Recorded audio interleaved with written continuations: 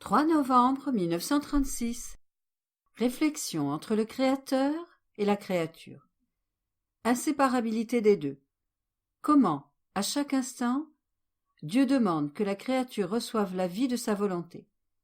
Comment, lorsque la créature décide de vivre de sa volonté, Dieu couvre tout ce qu'elle a fait de sa divine volonté.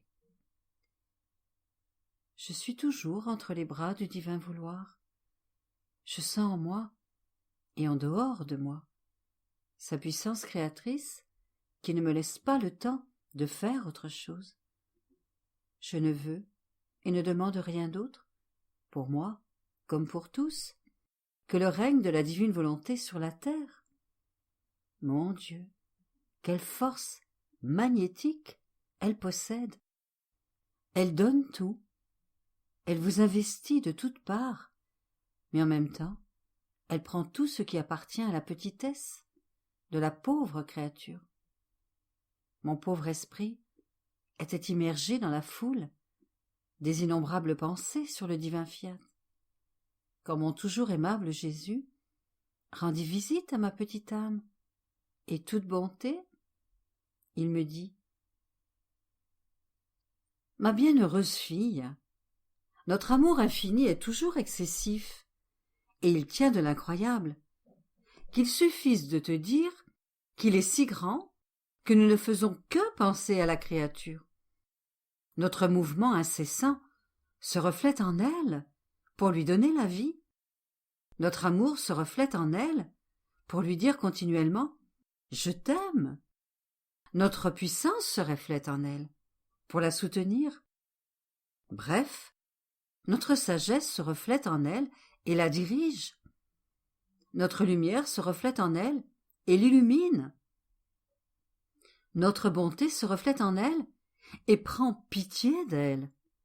Notre beauté se reflète en elle et l'embellit. Notre être suprême se répand sans cesse sur la créature. Mais ce n'est pas tout, car, en nous reflétant en elle, elle aussi se reflète en nous, de sorte que si elle pense, nous ressentons le reflet de ses pensées. En parlant, elle reflète en nous sa parole. Nous sentons le reflet de ses battements de cœur en notre sein, le mouvement de ses travaux, le piétinement de ses pieds. Il existe une telle inséparabilité entre l'être divin et l'être humain que l'un se déverse continuellement dans l'autre. Notre amour est si grand que nous nous plaçons dans la condition de ne pas pouvoir être sans la créature. Mais ce n'est pas encore fini. Si notre amour ne donne pas dans l'excès, il n'est pas satisfait. Sachant que si la créature ne possède pas la vie de notre divin vouloir, il y a une grande différence entre eux, entre ses reflets et les nôtres. Notre divin vouloir se fait amour suppliant, et si elle pense, il l'a prie de laisser notre volonté régner dans son esprit. Si elle parle, il la supplie de le laisser régner dans ses paroles. Si elle touche, travaille et marche, il l'implore de laisser ma divine volonté régner partout avec elle. En tout ce qu'elle fait, que ce soit une plainte, un soupir, une prière, il lui dit continuellement: « Reçois mon fiat, sois investi par mon fiat. Oh, possède mon fiat. Laisse-moi voir mon fiat régner, dominer et se réjouir dans ta vie. Je te prie de ne pas me refuser ton vouloir, et je te donnerai le mien. Et s'il obtient cela, comme s'il avait obtenu la chose la plus précieuse, il enferme la créature dans son amour, la voile de sa lumière. Il monte la garde, et, triomphant, il ressent en elle les notes de son amour, et ils disent tous deux: « Nous nous aimons d'un même amour, nous avons la même vie, ton fiat, et à toi et à moi. » Si bien que l'harmonie, l'ordre de son créateur s'élève en elle. Notre volonté, notre amour, a atteint son but il ne lui reste plus qu'à jouir de sa créature bien-aimée. Par conséquent, ma fille, faire don de la vie de notre volonté à la créature nous tient à cœur, et nous soupirons tellement depuis des siècles, ou plutôt de toute éternité, que nous contemplions avec plaisir le prodige de notre vie en elle. Nous éprouvions la joie, le bonheur de tant de vies multipliées et formées dans les créatures. Autrement, la création n'aurait pas été une grande chose. Et si nous avons créé et amené tant de choses à la lumière du jour, c'est parce que cela devait servir au prodige des prodiges de former en vertu de notre fiat notre vie dans la créature. Faute de quoi, cela aurait été pour nous comme si nous n'avions rien fait. Aussi, fais plaisir à ton Jésus, donne la paix à mon amour toujours délirant, et unis-toi à moi, soupire, prie, et demande que ma volonté règne en toi et en toutes les créatures. Et en disant cela, il prit un voile de lumière pour me couvrir tout entière, et je ne savais comment sortir de sous ce voile. Après quoi, je continuai à penser à la divine volonté, et ô combien de douces et chères surprises passaient dans mon esprit. Ah, si l'on savait comment les dire avec des mots, je pourrais étonner le monde entier, et tous aimeraient posséder la divine volonté. Mais le langage du ciel ne s'adapte pas au langage de la terre, et je suis par conséquent obligée de passer. Et mon bien-aimé Jésus, revenant vers sa pauvre petite et ignorante fille, avec un amour indescriptible, me dit: « Fille de mon vouloir, écoute-moi, fais attention. Je veux te parler de l'acte d'amour le plus beau, le plus tendre et le plus intense de mon fiat. Tu dois savoir que tous les actes, pensées et paroles, passés, présents et futurs, sont tous présents devant l'être suprême. Si bien que les créatures n'existaient pas encore dans le temps, et leurs actes brillaient devant nous. Et à cause de cela, parce que mon fiat accomplit l'acte avant la créature, il n'y a pas de pensée, de parole ou d'œuvre que mon fiat ne commence pas. Tu peux dire que premièrement tout est formé en Dieu, avec tous les actes, et qu'ensuite nous amenons la créature à la lumière du jour. Or, la créature, en faisant sa propre volonté, s'est retirée des actes divins, mais elle ne peut pas détruire la vie de ces actes, qui avaient pour origine le fiat, et qui était sa propriété, elle, qui a elle-même changé les actes divins en actes humains. Mais si l'homme refuse de reconnaître celui qui a donné la vie à ces actes, mon vouloir ne refuse pas de les reconnaître.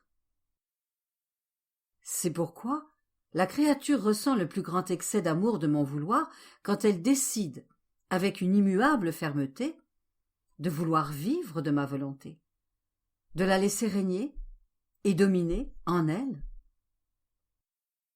Notre infinie bonté est si grande, notre amour ne sait pas comment résister à une décision véritable de la créature, d'autant plus qu'il ne veut pas voir en elle des acteurs différents des nôtres. Comprends-tu ce qu'il fait? Il recouvre alors tous les actes de la créature de ma volonté.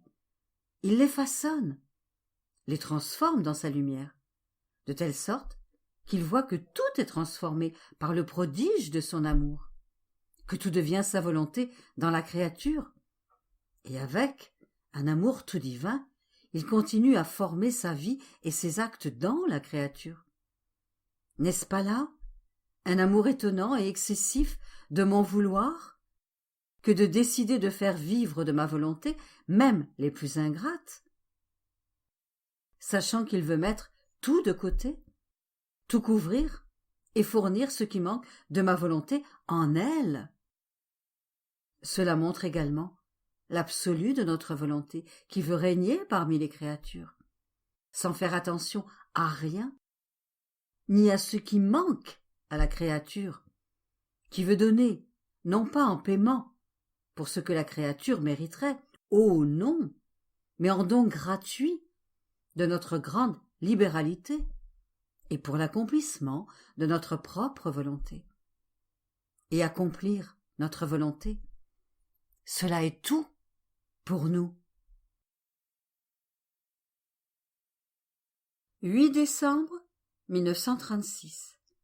Comment la Reine du Ciel dans sa conception fut conçue dans les mérites, dans la vie, dans l'amour et les souffrances du futur Rédempteur, afin de pouvoir alors concevoir le Verbe divin en elle pour venir sauver les créatures.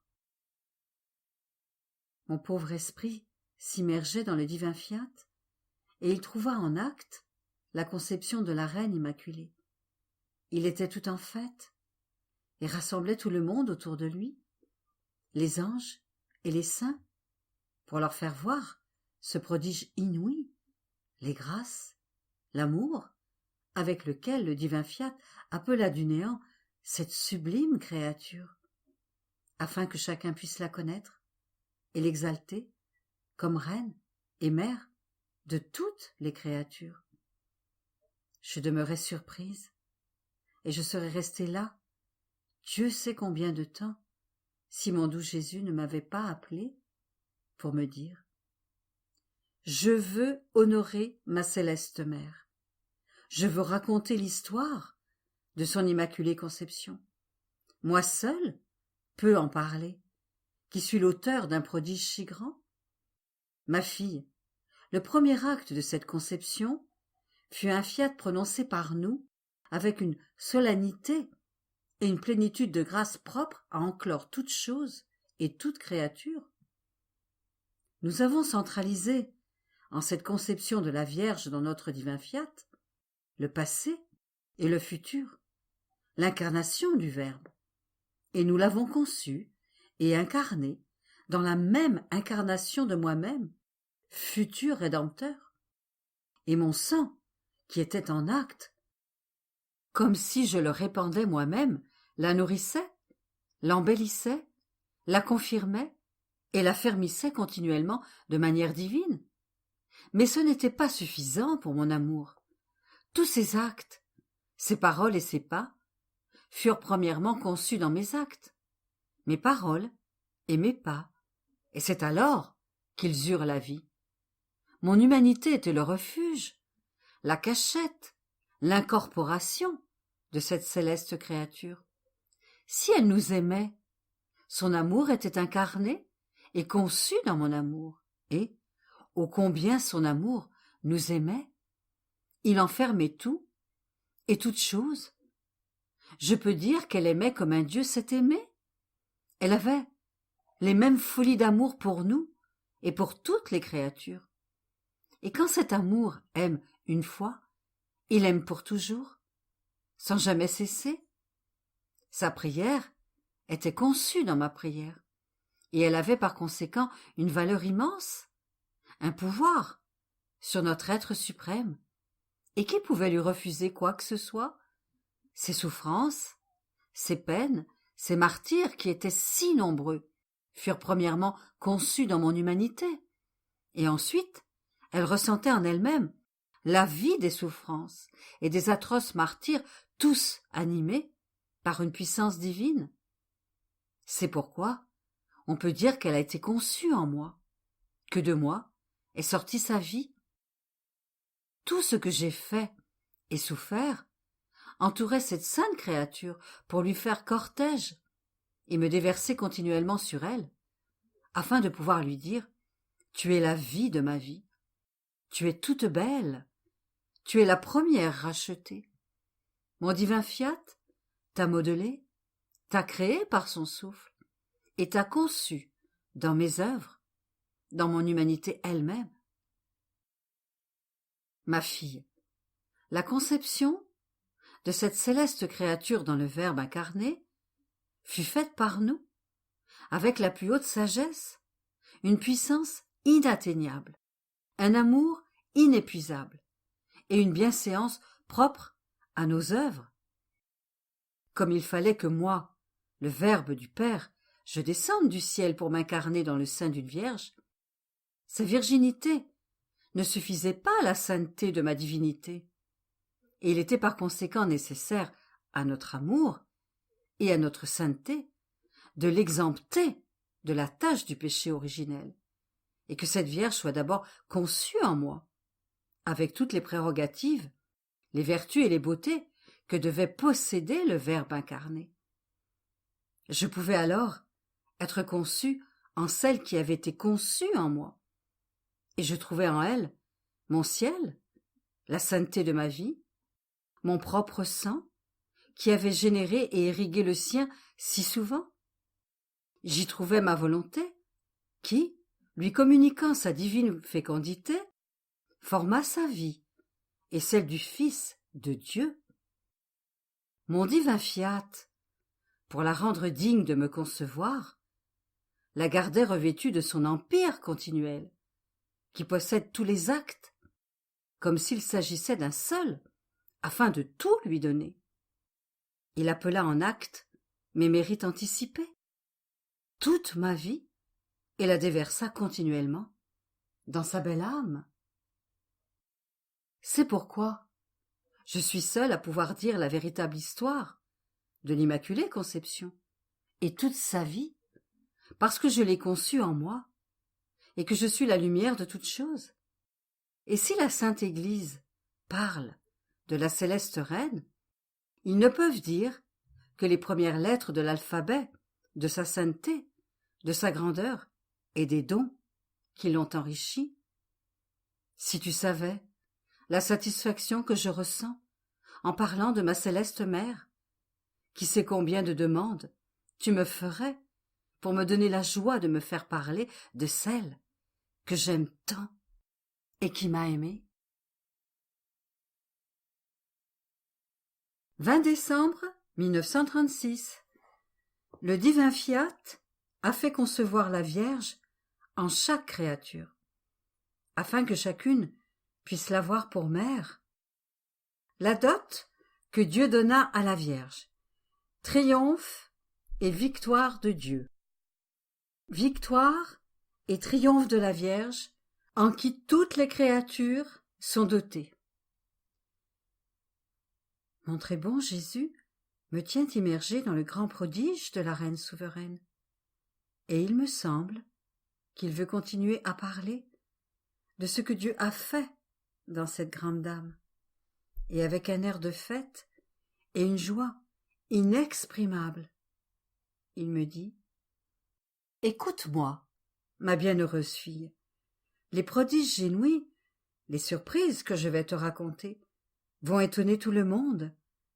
Je ressens le besoin amoureux de faire connaître ce que nous avons fait pour cette céleste mère et le grand bien que toutes les générations ont reçu. Tu dois savoir que dans l'acte de conception de cette sainte Vierge, notre divine volonté, qui possède tout et qui, avec son immensité, embrasse toutes choses, possède la clairvoyance de tous les êtres possibles et imaginables, et sa vertu qui, lorsqu'elle travaille, accomplit toujours une œuvre universelle, appela toutes les créatures à être conçues dans le cœur de cette Vierge. Mais ce n'était pas suffisant pour notre amour. Donnant dans les plus incroyables excès, notre volonté a fait concevoir cette Vierge en chaque créature, afin que toutes puissent avoir une mère et ressentir sa maternité dans les profondeurs de leur âme. Une mère qui les aime comme ses enfants et les garde conçus en elle pour se tenir à leur disposition, les élever, les guider, les protéger contre les périls, et avec sa puissance maternelle, les nourrir du lait de son amour et de la nourriture qu'elle-même a reçue, c'est-à-dire le divin fiat. Notre volonté, ayant en elle sa pleine liberté, sa domination totale et sa puissance, appela toutes les créatures dans cette céleste créature, pour avoir la joie de les voir toutes contenues en elle et de l'entendre dire « Tes enfants sont déjà tous en moi, et par conséquent, je vous aime pour chacun d'eux. » Notre volonté va ensuite en chaque âme pour sentir l'amour de notre fille, toute belle et tout amour. Et nous pouvons dire qu'il n'y a pas de créature pour qui elle ne s'engage pas de nous aimer. Notre fiat l'a élevée afin de lui donner toutes choses, et dès le premier instant de sa vie, nous l'avons constituée reine de notre fiat, reine de notre amour, et lorsqu'elle nous aimait, sa maternité apparaissait dans son amour et harmonisait l'amour de toutes les créatures.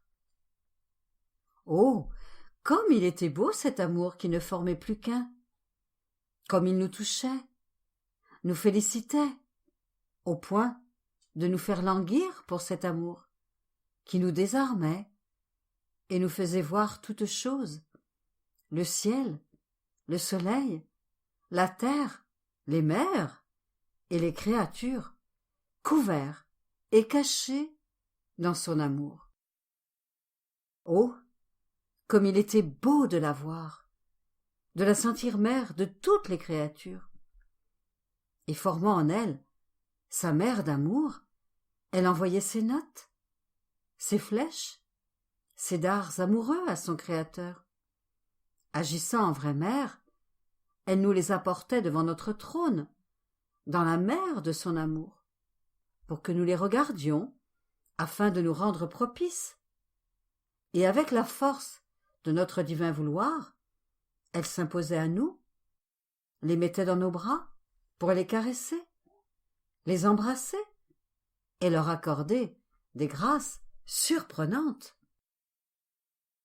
Quelle sainteté était ainsi formée et demandée par cette céleste mère, et son amour demeurait en éveil. Tu dois aussi savoir que dès le premier instant de la vie de cette céleste créature, notre amour était si grand que nous l'avons dotée de toutes nos divines qualités, de sorte qu'elle avait pour dot notre puissance, notre sagesse, notre amour, notre bonté, notre lumière et tout le reste de nos divines qualités. Déjà, à toutes les créatures que nous amenons à la lumière du jour, nous accordons cette dot.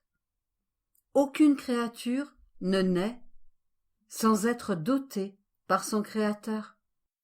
Mais, comme elles se sont retirées de notre volonté, on peut dire qu'elles ne le savent même pas. Mais cette Sainte Vierge n'est jamais sortie de notre volonté, et elle a sa vie éternelle dans les mers interminables de notre fiat.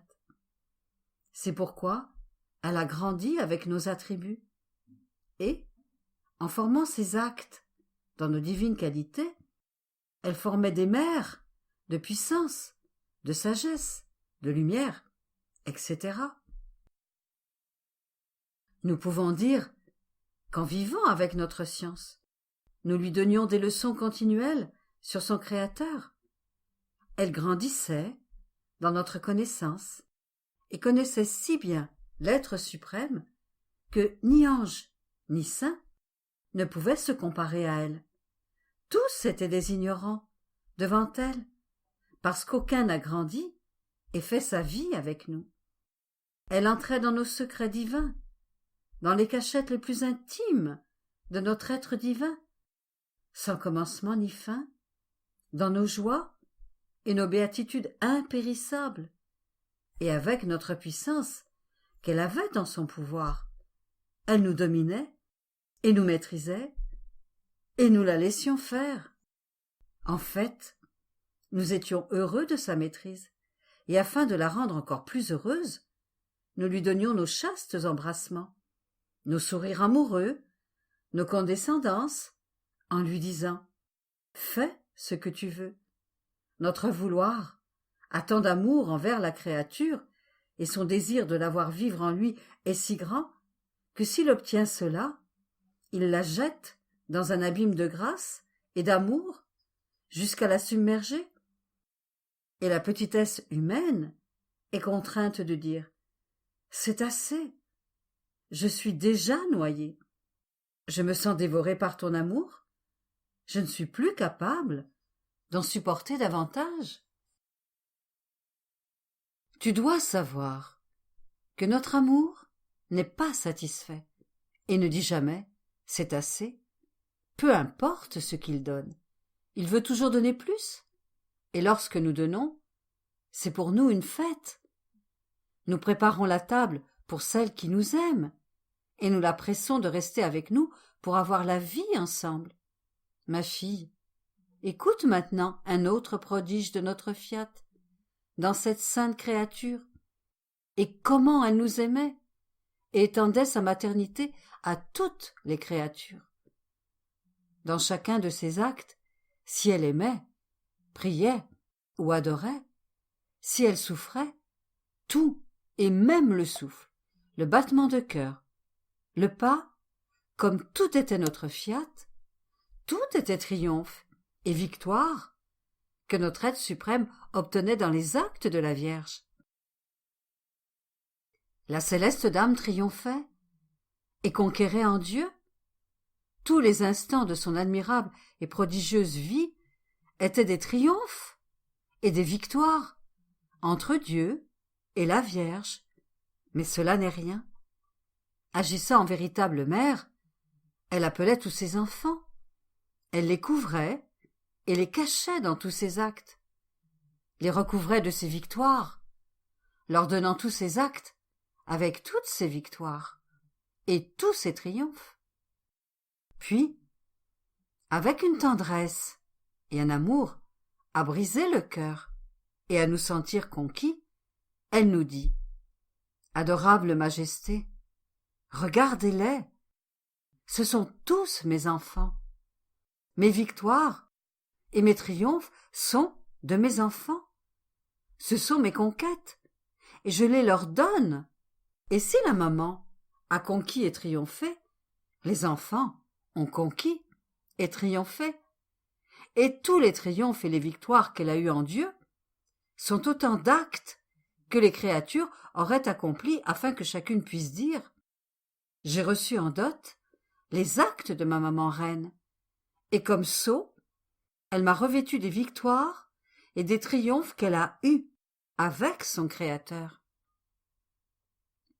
Si bien que la créature, qui veut se sanctifier, trouve la dot de sa céleste mère, ses triomphes et ses victoires, pour parvenir à la plus haute sainteté. La plus faible trouve la force de la sainteté de sa maman, et ses triomphes, pour devenir forte. L'affligée et la souffrante trouvent la dot des souffrances de sa céleste mère, pour obtenir le triomphe et la victoire de la résignation. La pécheresse trouve la victoire et le triomphe du pardon. Bref, chaque créature trouve dans la reine souveraine la dot, le soutien, l'aide pour l'état où elle se trouve.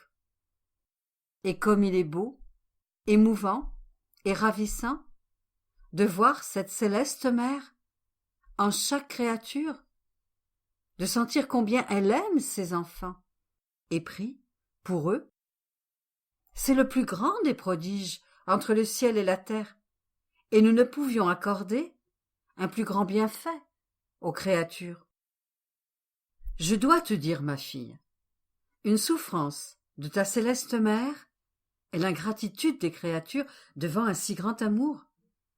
Cette dot qu'avec tant de sacrifices, allant jusqu'à l'héroïsme du sacrifice de son fils, avec tant d'atroces souffrances, certains ne la connaissent pas, d'autres s'y intéressent à peine, et ils vivent dans la pauvreté. Combien elle souffre de voir que ses enfants sont pauvres et ne possèdent pas ces immenses richesses d'amour, de grâce et de sainteté, parce que ce ne sont pas des richesses matérielles, mais les richesses de cette céleste mère, et pour lesquelles elle a donné sa vie. Et voyant que ses enfants ne les possèdent pas, elle doit garder ses richesses, sans la raison pour laquelle elle les a acquises. Et c'est une souffrance continuelle. C'est pourquoi elle veut faire connaître ce grand bien à tous, parce que si on ne le connaît pas, on ne peut pas le posséder. Elle a acquis ses dots en vertu du divin fiat qui régnait en elle, qui l'aimait au point de lui laisser faire ce qu'elle voulait pour en arriver au bien des créatures. C'est pourquoi ce sera mon divin vouloir qui mettra au grand jour ces célestes dots et leur en fera prendre possession. Par conséquent, prie pour qu'un bien si grand soit connu et désiré par les créatures. 24 décembre 1936. La mère céleste est divine et la mère humaine. La course d'amour de Dieu dans laquelle il laisse cette mère générer son Jésus dans chaque créature en vertu du fiat. Je continue le même thème sur la très sainte Vierge. Une lumière qui descend du sein de l'Éternel investit mon pauvre esprit. Mais c'est une lumière qui parle et dit tant de choses sur la céleste et souveraine dame que je ne sais comment faire pour tout dire sur elle. Mais mon bien-aimé Jésus, avec sa bonté habituelle, me dit: « Courage, ma fille, je vais t'aider. Je vais te communiquer les mots. Je sens l'irrésistible besoin de faire connaître qui est cette mère, les dots, les privilèges et le grand bien qu'elle fait et peut faire à toutes les générations. Par conséquent, écoute-moi et je te dirai des choses qui ne vous sont jamais venues à l'esprit, ni à toi, ni aux autres, afin d'ébranler les plus incrédules et les plus ingrats des pécheurs, et pour te dire aussi jusqu'où peut aller notre amour. Un amour qui ne se donnait jamais de repos, qui courait avec rapidité et faisait se livrer notre être divin à des excès propres à étonner le ciel et la terre, au point que chacun s'exclame: est-il possible qu'un Dieu ait aimé à ce point les créatures? C'est pourquoi, ma fille, tu sens ce que fait notre grand amour. Les créatures avaient un Père céleste, et cela ne satisfaisait pas notre amour. Dans son désir et sa folie d'amour, il voulut former pour elles une mère céleste et une mère terrestre, de sorte que si les sollicitudes, l'amour et la tendresse de la paternité céleste pouvaient ne pas leur suffire pour l'aimer, l'amour, la tendresse indescriptible de cette céleste et humaine mère serait l'anneau de conjonction qui éliminerait toute distance, peur et crainte, si les créatures s'abandonnaient entre ses bras pour se faire conquérir par son amour, afin d'aimer celui qui l'avait formé, pour obtenir leur amour et se faire aimer. Il fallait par conséquent les prodiges les plus extraordinaires et un amour inépuisable que seul un Dieu peut donner pour réaliser ce projet. Nous avons appelé du néant cette sainte créature, et en nous servant de la même semence des générations humaines, mais purifiée, nous lui avons donné la vie. Dès le premier instant de cette vie, la vertu céleste de notre divin fiat lui était unie pour former une vie divine et humaine qui grandit divinement et humainement, et, participant à la divine fécondité, forma en elle le grand prodige de pouvoir concevoir un homme et un Dieu. Elle put former, avec le germe humain, l'humanité du Verbe incarné, et avec le germe du fiat, elle conçut le Verbe divin. Il n'y eut plus alors de distance entre Dieu et l'homme. La Vierge, étant humaine et céleste, rapprocha l'homme et Dieu, et donna la filiation à tous ses enfants, afin qu'ils puissent s'approcher de lui et contempler en lui et en elle les mêmes traits, les voir revêtus de la même nature humaine.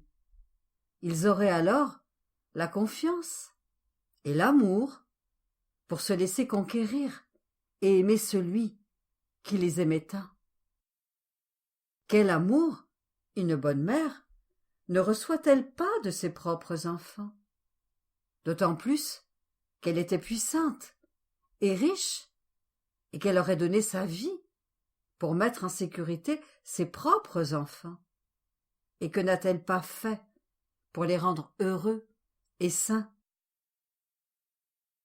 L'humanité du Verbe et la mère céleste et humaine sont comme des dépôts où confier l'amour pour toutes les créatures, et leur dire avec amour: n'ayez pas peur, venez à nous, nous nous ressemblons à toutes choses, venez pour que nous puissions tout vous donner.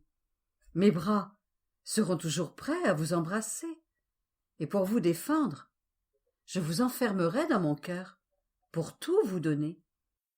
Qu'il suffise de vous dire que je suis votre mère, et que mon premier amour est si grand que je vous garde conçu dans mon cœur. Mais tout cela n'est rien encore. Il était Dieu, il devait travailler en Dieu. Notre amour courait pour inventer d'autres stratagèmes d'amour excessif.